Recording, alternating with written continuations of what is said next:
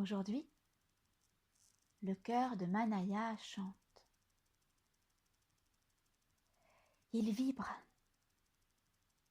car aujourd'hui le cœur de Manaya a rencontré d'autres cœurs. Celui de Maël, de Titouan, de Valentine, mais aussi le cœur de Floriane, de Marie et de Virginie, qui à l'unisson ont tissé une histoire. Et quelle histoire! Laissez-vous embarquer dans le cœur de Manaya pour l'écouter. Cette histoire commence au petit matin. Le soleil brille, l'été est là. Et en ce beau jour, la petite Baguette va sur son trône.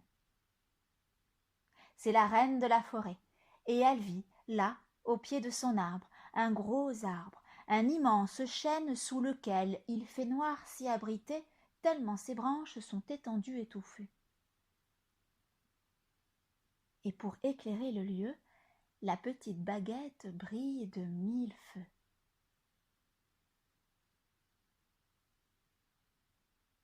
La petite souris, attirée par la lumière de la petite Baguette, aime s'y balader. Quand elle croise soudain un renard qui la prend dans ses bras et l'amène dans sa maison, son terrier qui est logé entre les racines de cet arbre majestueux. Mais pourquoi cette capture?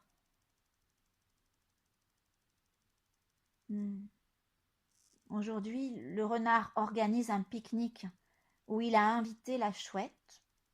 C'est d'ailleurs la première arrivée. Le lapin Perlimpinpin, très pressé, lui, est très en retard pour le pique-nique du renard. Quant à l'invité d'honneur, un pirate pas très féroce, que tout le monde attend avec impatience.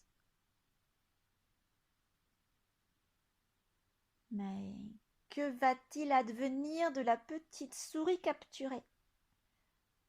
Va-t-elle être mangée en partage pour le pique-nique du renard?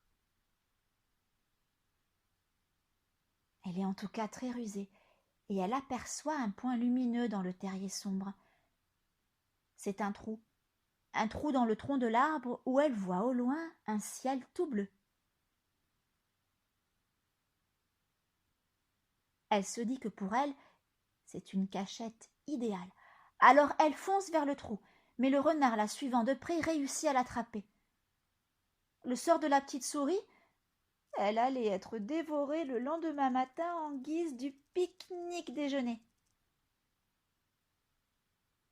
La chouette présente se mit en colère contre le renard. Comment était-ce possible de faire du mal à plus petit que soi?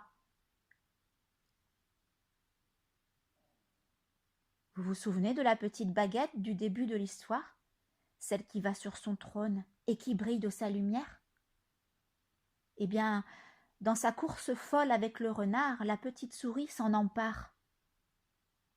Et à peine le renard eut-il le temps de bondir sur elle que la petite souris brandit la petite Baguette et lui jette un sort. Il se transforme aussitôt en souris.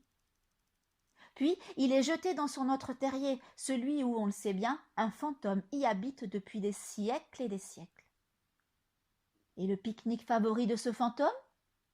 Les souris. C'est donc en vrai festin que le renard transformé en souris régale le fantôme du terrier. Tel est prix qu'il croyait prendre. Ha ha ha ha ha ha ha. On peut entendre résonner au loin le rire de la petite souris et de ses nouveaux amis. La petite Baguette, la chouette, le lapin Perlimpinpin et le pirate pas très féroce.